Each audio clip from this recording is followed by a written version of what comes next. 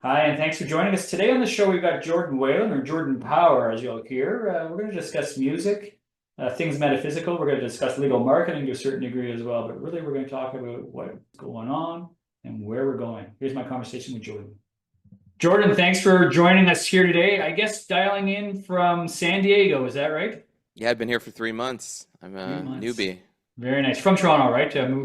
Moved down from Toronto. Yeah, I was born a little outside Toronto, but I lived in Toronto for about 15 years. That's where I spent most of my Very youth. nice.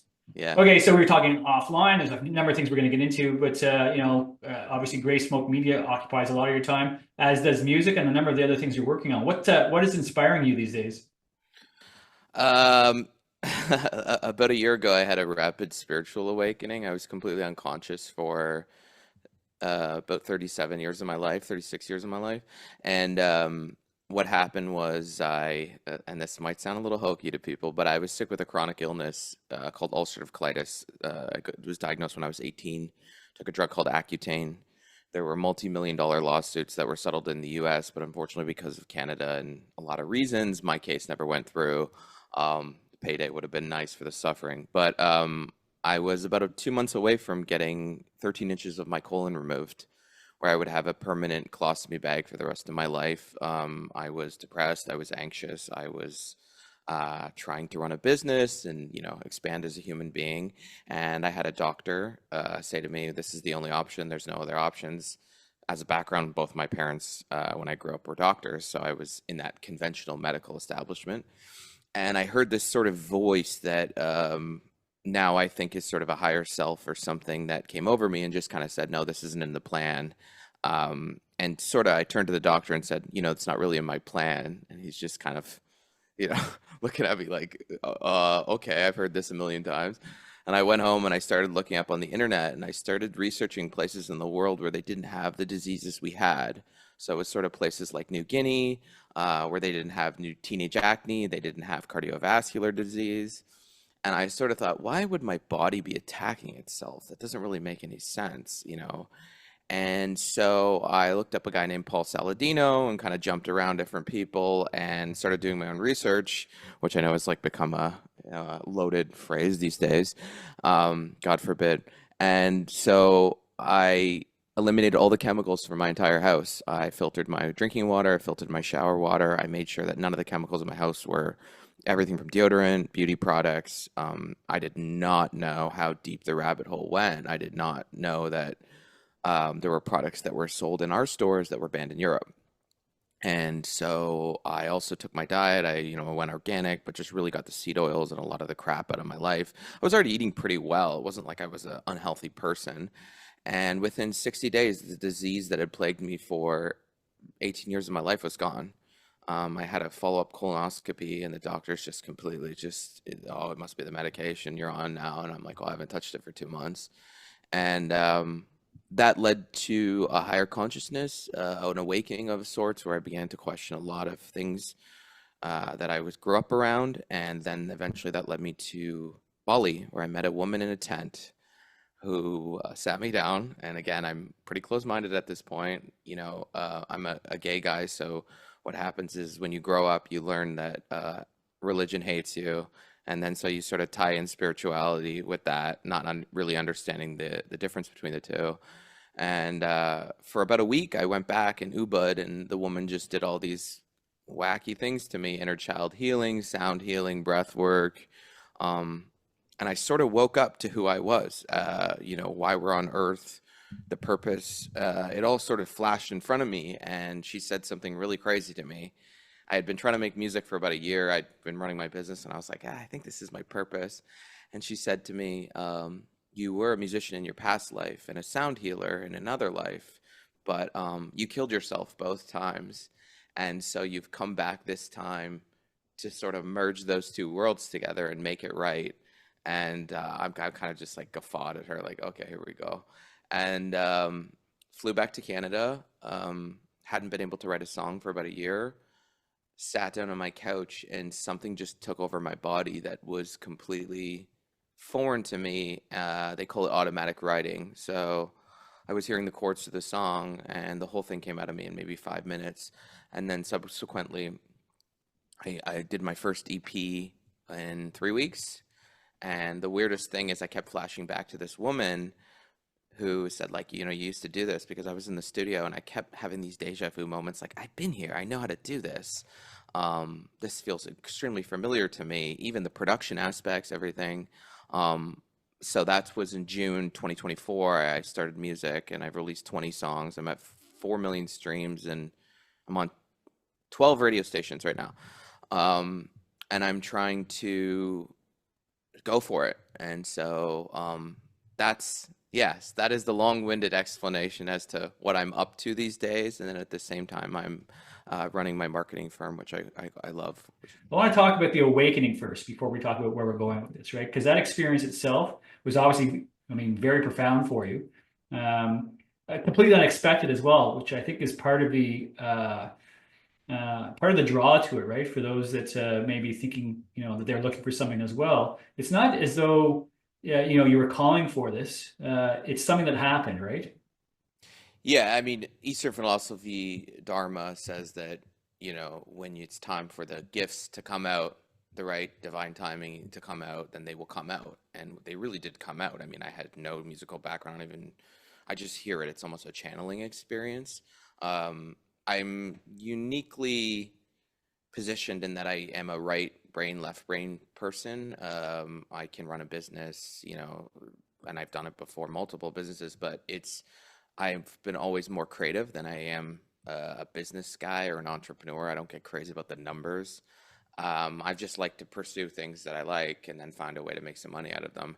And so I do think it came at the exact time it had to. I had to go through an entire period in my life that was very difficult. Lost a lot of people, lost fathers, lovers, best friends, lived in hospitals. I had to go through a very grueling existence that I have some gratitude for now, to get to this exact point in this exact moment in my path, and it feels exactly right.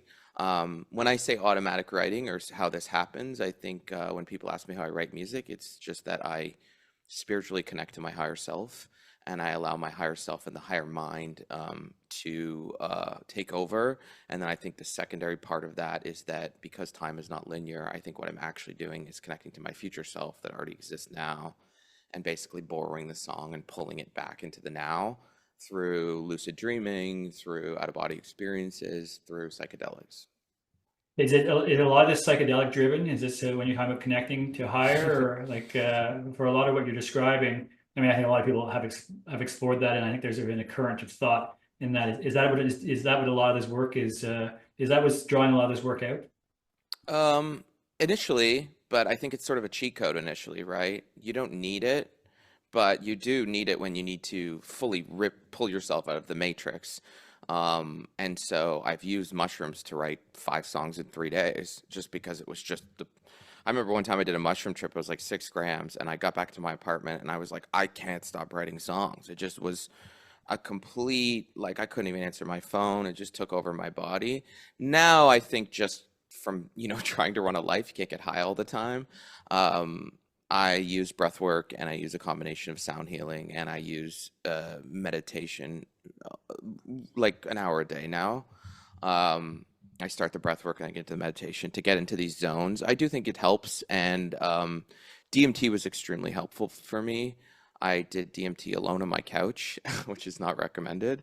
But I'm sort of a fearless guy, and I saw the future version of my concert. I saw us starting the concert with a breathwork meditation, people putting their phones away, my merch being spiritual healing, shower filters, the things I use to heal myself. I saw it all 7 months ago. And so I've just been basically quantum, on a quantum level, I've just been connecting with that future reality. Yeah, because what you're describing, I mean, the current thought, or a lot of people now discussing quantum, right? And I think that there's more and more, I don't know, maybe proof is not the right word for it, but there's more and more substantiating the quantum reality. How do you describe it? An invisible field, basically, of everything's energy, right? The idea is particles and everything, and you know, if you look at the double slit experiment. I mean, some people say that the lowest form of energy is actually plasma. But that everything's energy, and essentially in the double slit experiment, they've shown that when you stare at something, that it's a wave of probabilities, and then you can sort of collapse them into 3D form.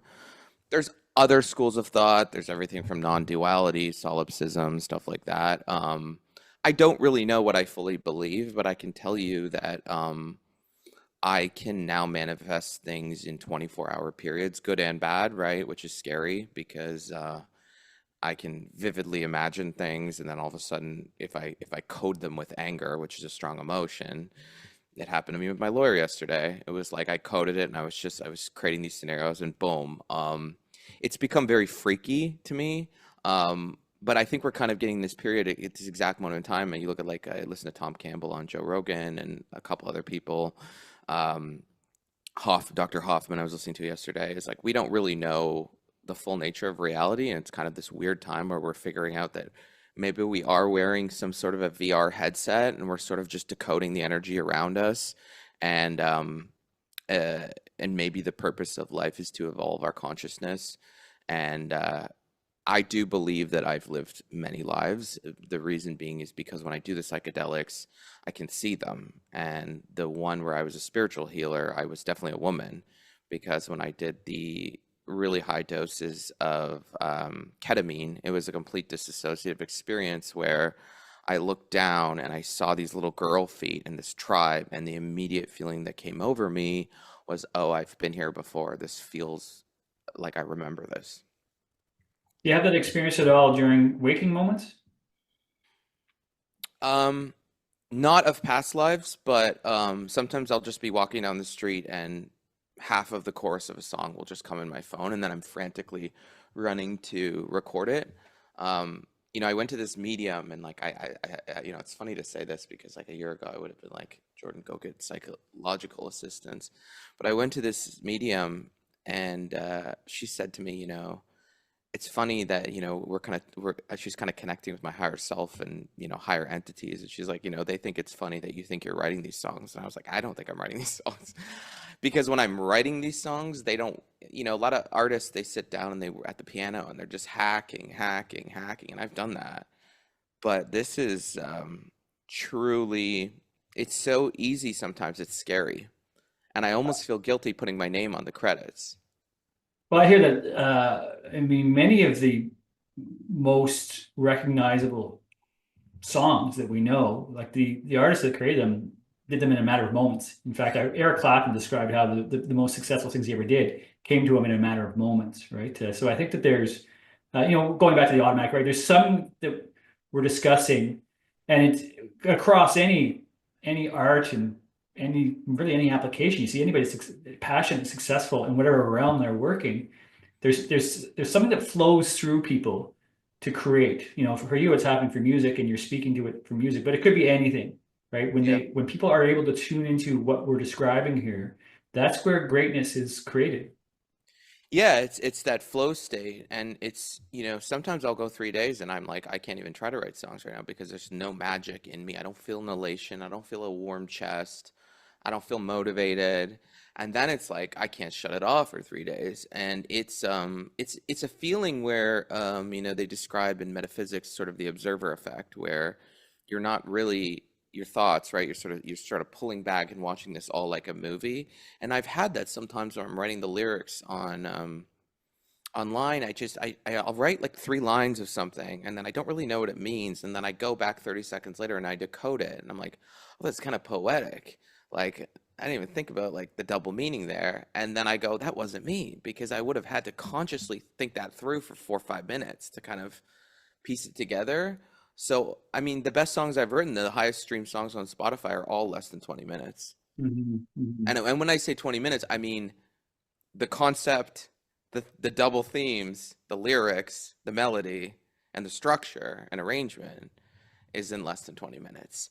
And I feel it's kind of this crazy elation feeling, but it's also it's incredibly freaky still after a year. Yeah, it sounds like it's still surprising you, although it's becoming more familiar, clearly, as you're able to tap into it. What allows, that's why I asked on psychedelics as well, how much is that influencing things? Because I've spoken to many that, yes, perhaps there may have been an entry, a gateway to it via that, but they're also describing how they're able to get into it through meditation.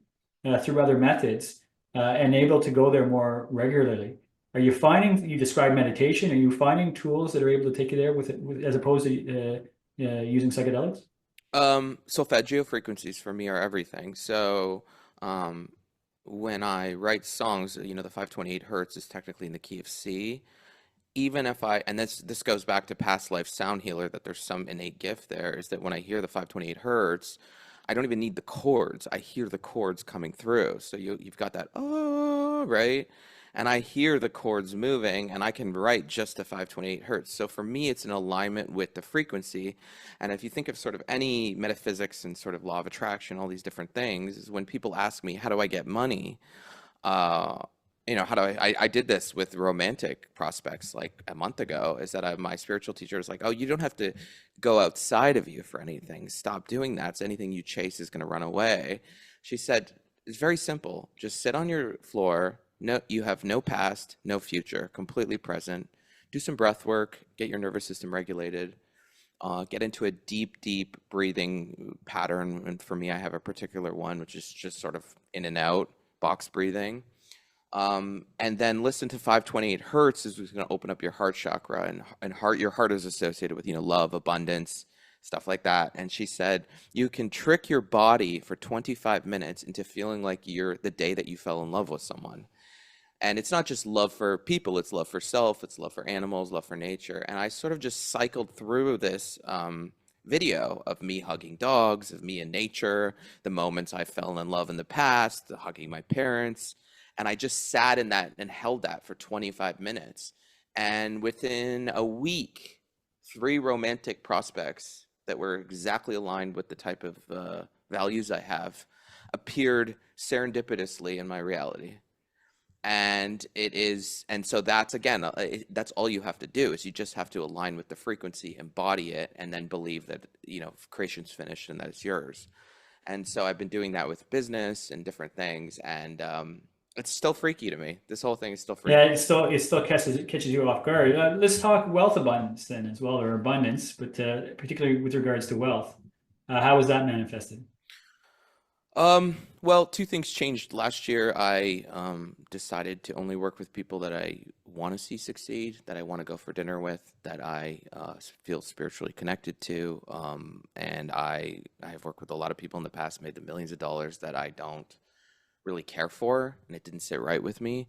So that's the first thing. The second thing is abundance wise. You have to recognize so to bring the abundance into your life, and I've been able to do this, is you have to have gratitude for what you have and for what's coming. So you set, it's everything from a roof over your head to your health, which is obviously personal for me, to your food, to the opportunities that are out there. You have to see it. You have to be happy for people that have done well. You can't look at people that are rich and hate them, because you'll never be able to align with that frequency if you see money as something bad. And then what I've been essentially doing is just sort of vividly imagining emails in my inbox, leads, clients, calls, the feeling that I would hold in that, and then the feeling like what it would be to be abundant, hold that frequency.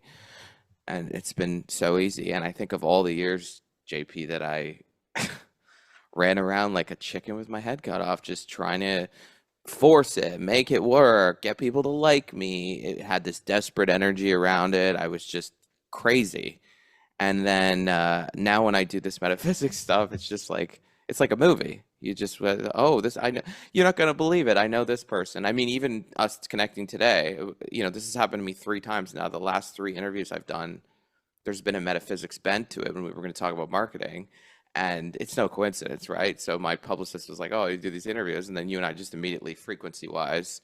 Um, so I believe in it deeply. And I think there's a lot of people that don't, or they don't want to go there, because then it's like, oh, did I manifest an illness? And are you blaming me? And then it gets into larger questions. But I know what I believe now. Yeah, and I hear that. I take what you say for that, and it's not for everybody. For those that are interested in exploring, though, and for those that, I mean, you were very close-minded yourself, even as you described, right? But for Oh, those yeah. that maybe have seen maybe just a couple of coincidences that Well, but that they're pondering on a little further to think, well, actually, was that just a coincidence then, or why is this actually happening this way? For those type of people, what can they do? Baby steps. What can they do to perhaps broaden and increase the likelihood that things continue to manifest in a positive manner for them? I think the first thing I would tell people to do is, well, a lot of people when they get defensive, I just say to them, do you really know why you're here? Do you really know why you're on Earth? Do you really know what this is? Are you that certain what happens when you die? And you sort of see them kind of, they're taken aback, like, I haven't really thought about that. I thought I just arrived here. I'd say the first thing you do is you study the laws of the universe. You can read, Kabbalion. You can kind of look into some of these teachers. You can see who you connect with. Some people like Bashar or Law of Attraction, Abraham Hicks, stuff like that. You can see what works for you.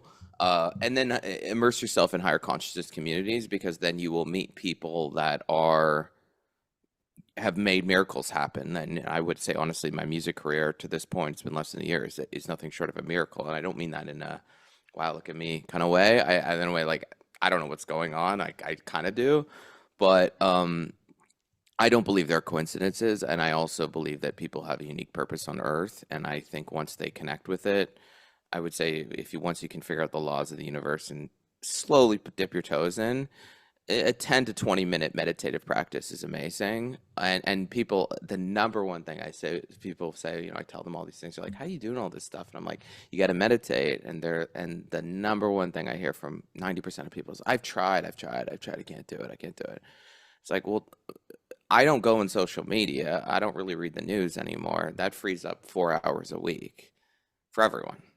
So you can do it. It's just what do you want out of life? And people think it's just a hokey thing. You sit in the silence, but it's not. It's about connecting to your higher self. Even just on a level of like most people don't have ADHD. I actually think that's something that was kind of created. Um, so even maybe just tackling that. It's interesting because I've had a wide range of, thought leaders, world experts on the show, and no matter what their area of expertise is, um, I won't say to a person, but almost without fail, it's been enlightening to hear how they have all incorporated a meditation practice into what they do. No matter how brief it may actually be, um, as they say, almost without fail, there's been some component of a meditation practice, reflection. They even, business leaders and those that say that they're busiest of all, they say as they get busy, they recognize the importance of making the time for their meditation practice. So great things have come from it. I've certainly seen that. And I'm hearing more and more people now describe sort of, quantum and other fields and other areas. You described sort of a community, you're finding a community. How have you been able to connect with one? How has that occurred for you sort of organically? Um, I've immersed myself in so for me right now, I'm trying to finish up my second album, and so it's incredibly important to me. I'm almost living monastically right now. Like I really, I don't know if it's a good thing or a bad thing, but at this phase of my life, I'm very careful about my energy. Energy transference is real. I tell people that. I think even business, sexually, people just do not understand how electromagnetic fields interact with each other. For the past 3 months, obviously moving here, it's been a little overwhelming, but I have kept up a breathwork practice. I've done Kundalini awakenings, the light awakenings, which has been, I love it, but man, it's a little wacky. People are speaking in tongues, they're screaming, they're crying, but you learn compassion in that, right? You don't know, you never know what this person's going through. The spiritual community, there's a lot of schisms in it, and I would say one of the things that's so interesting is there's a big shadow to it. You are dealing with some people who think it's bad to have money, then you're dealing with another variety of people that are, sort of looking for answers and they're spinning out of control because they just got out of rehab or something. Um, you've got different groups, but like, the one thing that kind of pulls us all together is just we've kind of humbly said like we don't know what's going on and we're submitting to the system, and that's been really great. And so I find if you want to connect with people in that way, you just sort of go to these events, you go in with an open mind, and you'd learn things from each other. I was learning about Bufo yesterday from the breathwork instructor, and they teach you things and you see what hasn't worked for people. And the thing that's really important to remember is that like a lot of people study this stuff for years and it doesn't click for them. They'll watch manifestation videos for 4 years, um, because they don't get the nuance. And one of the most important two things of all this is, number one, your nervous system has to be regulated if you're going to take on anything big, or if you're going to try to manifest or anything around metaphysics. That was a huge problem for me. I had a lot of trauma growing up. I could go on and on about it, but I've been doing energy healing, breath work, meditation, these things to realign my system. And then second of all, you're never going to become something in your 3D reality if you cannot rewrite the subconscious programming that you have. So, for example, people grow up poor, they think money's evil, they think it's unattainable, stuff like that. It's if you really want to do this, it's something that requires 2 to 3 hours a day for Mm. months to Yeah, click. it's me focused effort, right? And you get out what you put in, obviously. So focused effort with that. How do you reprogram your subconscious? I use subliminals. So I bought this headset and it's got myself speaking on a loop, or I play an 8 hour one, and you can sleep with it, kind of like an eye mask. And then as you're sleeping, it's rewriting, and you'll wake up just in a different mindset. But you can also do shadow work with a spiritual teacher, to try to deconstruct your programming and why you think of yourself a certain way, or why we see others a certain way, why they trigger us, what we see in them. So I've been doing that, and it's tough. It's not easy. It's because your ego is going to fight you every step of the way. It's going to try and pull you back into what's familiar.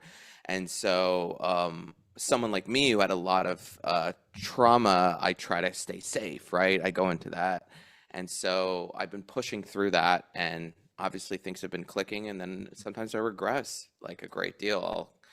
It's not rainbows, this whole process. It is very difficult, and in some ways I'm worse mentally, because I've had to confront so much and the emotions that I stuffed down for years.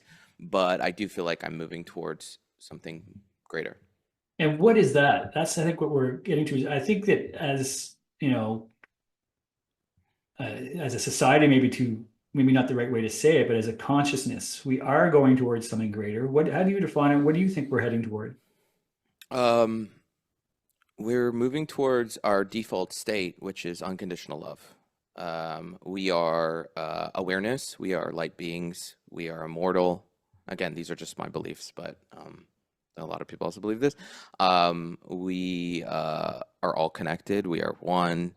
And I think what we're realizing is how we've been manipulated in a lot of ways, how a lot of the stories we've been told are not true.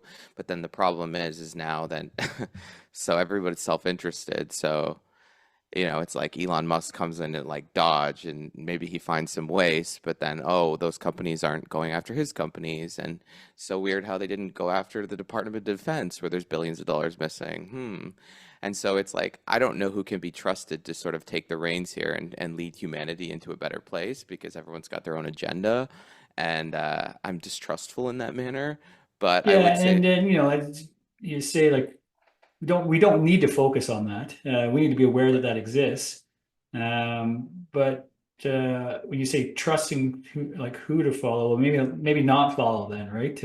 or just Maybe, disconnect, yeah, I mean, disconnect and tune in to more what you're describing otherwise. Because as you say, and I agree, the underlying current is love, right? And people are feeling that, and it is taking us somewhere. And that's what I'm asking on. Like, it's interesting that yeah, as you just voiced it, I agree to an extent, and I'm wondering if there's still more, and if you could dig deeper.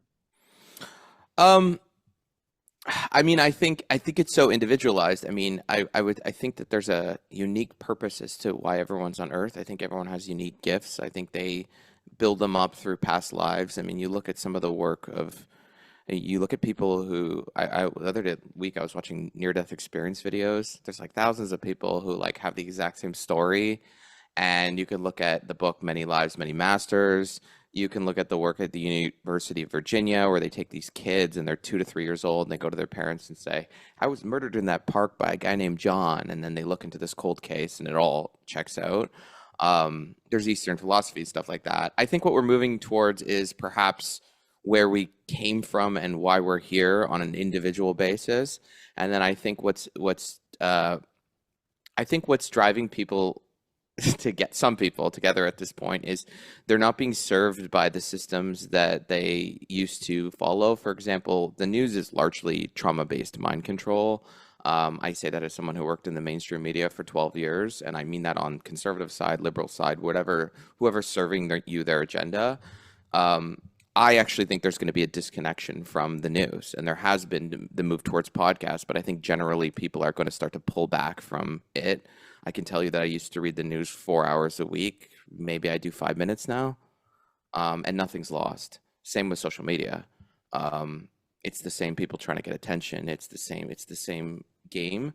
But it's not all of us. We say, some people say this like new earth, higher consciousness, evolution. There's a split, right?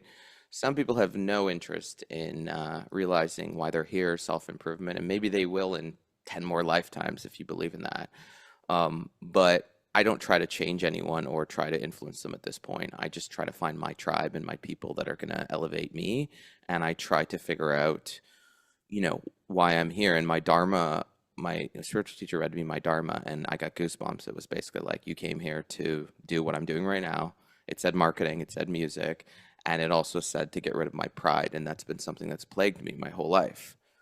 And, so yeah, that was a protracted answer. I don't know. I'm not sure if I answered it, but Yeah, that's and kind of and it's interesting because you kind of went back to the things that we really don't need to be putting that any energy into, right? And I think people are realizing that and came, I think, full circle to realizing where, it's been revealed to you where you ought to be spending your energy, and you're clearly doing that now. mhm. And that's taking to a higher place, right? I can clearly hear and see that. So, What about you? What would you say that? well, I mean, this conversation, I think, is what I'm meant to be doing, and I think that that things are being revealed to us, right? Again, I also believe there's no coincidences. So the fact that we're having this conversation now, and leading to a higher consciousness, you a number of times talked about it sort of on an individual basis, and I think it's great to reflect upon yourself. But I think there's something more, right? As a collective as well. That's you know that we're headed towards. And for those that are, not paying attention, well, they'll be pulled along, I think, blindly. But there are people that are now focused on it, and it is happening, I think, very naturally and organically. And for that reason, it sort of speaks to what we've been saying as part of the theme of this conversation. It's a path. We're not sure exactly where, but we know that there's an undercurrent of love to it, and that is leading to a better place. And maybe it's all a question of what are the questions we're supposed to be asking, right? Are we asking the right questions? It's hard to know what questions to ask, but what all you can do is ask the questions, right? And then continue to follow. I always say trust and follow, and I think that's the path that I'm on myself as well, because it speaks to me at different times in different ways. And again, this conversation is another example of that. I want to turn the focus a little bit to AI, because I think there's a big component of that as well that is starting to be revealed for this as well. We focused a little bit on that in this show, and obviously it permeates. I mean, people don't realize the degree to which it permeates all aspects of our lives. So in a similar way, to say that we need to be open to it and eyes open to it. How is AI influencing your life, and what impact is it having on the types of things that you're doing? Um, on the musical side of things, I sort of refuse to incorporate it on the production side of things. On the production side of things, I just think it's too infancy stage, and also I really enjoy the collaborative process of working with someone in person. Some people use it for lyrics. I can't do that. I just sort of tap into my heart center. On the business side of things, so the background is that I own this company, Gray Smoke Media. I started it 12 years ago as a background in I had a background in PR, and I was able to leverage media for my clients and get them on television. And then there were secondary benefits where it would show up in their search results, which we call SERPs. credibility, SEO, other things like that. And then I sort of narrowed it down about a year and a half ago to just lawyers, because lawyers are pompous, usually. So are doctors.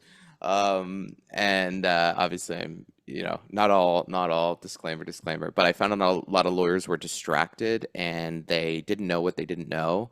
And I had this case study of 12 years ago. I worked with a company called Diamond and Diamond. They were 20 people in Toronto. In a little over a decade, we've been able to grow them to the biggest personal injury firm in Canada, 600 employees, biggest real estate firm. And then we've kind of gone into different areas. And during that, I taught myself all the different facets of marketing and, and unconventional marketing, because that's the fun stuff for me. But that's the background, just so people are like, who is this guy? He's, just prattling on about spirituality. So I would say with AI, there's two things. First of all, I would say that anyone that's scared of AI, the counter to AI is humanness, which ties into what we were just saying, right? So if you are, for example, if you're a lawyer and you're filling your blog with content, if the content's easily replicated by AI, or if it's something that your competitor can just spin with any type of program in 2 minutes, you're in trouble and you're not going to get ahead. But if you start to humanize your business with blogs about clients that you've helped, your journey, and you connect with people on that human level, right? You will counter a lot of the AI stuff as your competitors just fall to the wayside. In terms of my clients, we use AI for, internal management. Chatbots and stuff like that are good for managing clients, CRM databases, stuff like that. On the marketing side of things, it can be used to sort of spark creativity, come up with ideas. Competitor analysis is great. Look at trends for you instead of sifting through a different, bunch of different things. But I'm overall, I do question what this all comes at the cost of, because I'm not one of these people that believes that AI is going to create. People say, oh, it'll create new jobs. It's not really how it works. I mean, Instagram sold for billions of dollars with 12 people. If 50,000 graphic designers are replaced by a software program that's $29 a month, I don't really see how that fixes that. So I guess it's kind of the question is at what cost? We replace all these truck drivers with automated machines. What do people do all day? And I've heard people say that, oh, they're going to go realize their dreams. But it's not just about having dreams. It's, during COVID, there were 4 months where people didn't have to work. How many of them wrote a page of their book or a song or started their business? So even though work can be grueling, it gives people purpose. And I am concerned on a personal and spiritual level for where we're heading. Yeah, it's a valid concern. A lot of those people that you just described, like they're never going to write that page, though. They're never going to start that business. So I'd put that aside. The concern itself, though, is valid because, as you say, if work is where someone is deriving their purpose from, and they aren't working, then obviously that's an issue. Hopefully, more and more are doing the type of thinking that we're describing here in this show, and realizing that there is more. But you're right. There's a large subset of society that's going to be uprooted by the impact of AI. Like it or not, it's coming, right? So as part of this conversation as well, or part of what I do, I think it's to educate and make sure people are aware that it's coming, and perhaps participate in whatever means possible to help shape it, right? For example, this conversation, I believe, is helping to shape what the outcome of AI as we know it will continue to be, because the AI is going to be combing through podcasts and shows and the notes and all the things that we do here as well, and educating itself, educating us. So I think it's important that we participate, Yeah. however small, that input may be, to ensure that there is the best, the best put forward.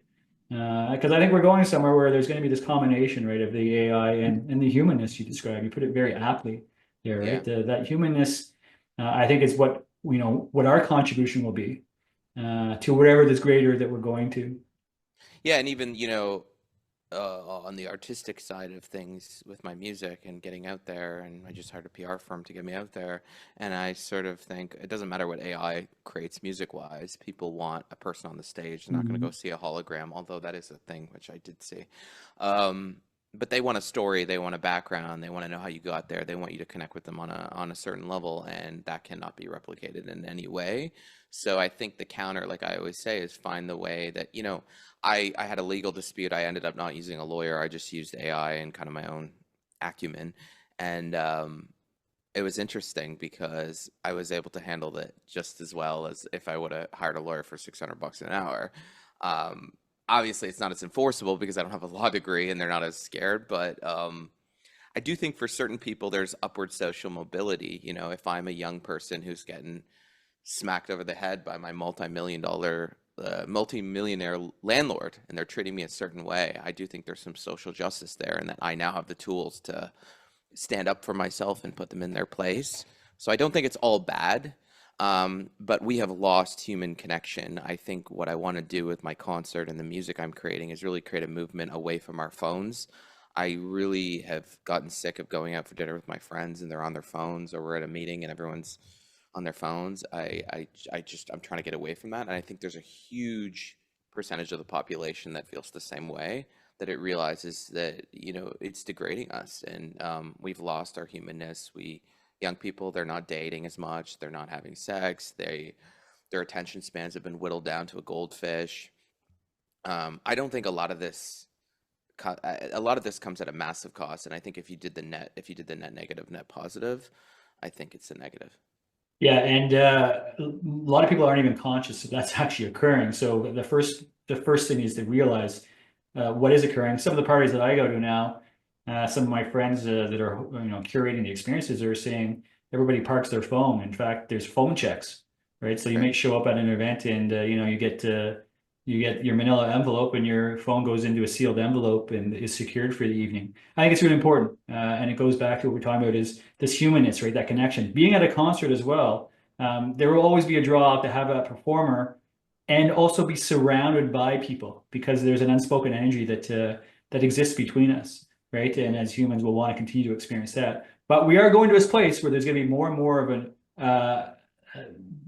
there will be a convergence of that AI and that humanness. It's going to be an interesting place as we go to look for that.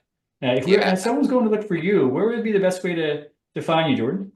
If you want to listen to my music, it's Jordan Power on Spotify or at whatever platform you get your music. But if you want to talk marketing, you can book a hour or half hour with me. Sorry, half hour on my website, graysmokemedia.com, or you can just reach out and see if we're a good fit. I mostly work with lawyers, but if there's an interesting project and somewhere where I think I could help, I worked with a publicly traded pharmaceutical company 2 years ago. I can't talk about it, but it was the craziest experience of my life, and I had a great time doing that. I specialize in, when I'm not doing music, I specialize in finding very creative solutions for people to get traffic on the internet. I'm driving 25,000 clicks a month right now to my Spotify from a traffic source that people don't talk about. Um, so if you come to me and say, hey, I've got half the budget of my competitor and I need to, 3x my traffic, we find a way. And so that's what I kind of do. Gray Smoke Media itself is really the only all-in-one legal marketing company that exists, in the sense that there's media buying, SEO, PR, social media. It's kind of all in one symbiosis. Um, so that's where they can reach out to me, just graysmokemedia.com. And then, yeah, if they want to follow along to my music. But, music's so subjective. It's not always for everyone. Yeah, that's right. But it's part of all this exploration, right? It's been fun exploring this with you here today. Thanks for being on. Of course, anybody listening, please go check Jordan out in those two places. Two very varied areas of focus, but certainly well worth exploring. And I'd like to end these shows, Jordan, with something that anybody listening might be able to take with them through the rest of the day, through the rest of the week after they've enjoyed the show. Can you perhaps share some of the things you've heard along the way that have resonated for you, that have allowed you to be the success that you are, and you can imagine will take you to the places you wish to go? Uh, my spiritual teacher said this to me, and just stick with me first when you hear the quote. She said, stop thinking, thinking is the problem. And we learn in meditation, we are not our thoughts, we're not our body. We're supposed to let those thoughts go by like clouds, not rejecting them, not because whatever you resist persists, right? But tap into your higher self intuition. There's a great meditation I did. I don't remember the name of it. I apologize, but it says basically that at the 25-minute mark of any sort of meditation or stillness of mind, you will get the answer to what you need. So whether it's a fight with your spouse or a business question or creative question, um, we are so much more powerful than we are led to believe. Our human mind is so limited. And so what I would say to people is try to find a way to meditate, stillness, stop thinking, listen to your heart. Joe Dispenza talks about the heart-brain coherence. It's real. And listen to your heart and your intuition 99% of the time. If you don't like a person, you don't trust a person, you're probably right. There you go. Jordan, thanks so much for being here today. I look forward to tuning in, checking out the music and all that you do in the future. Thanks for having me on. Appreciate it.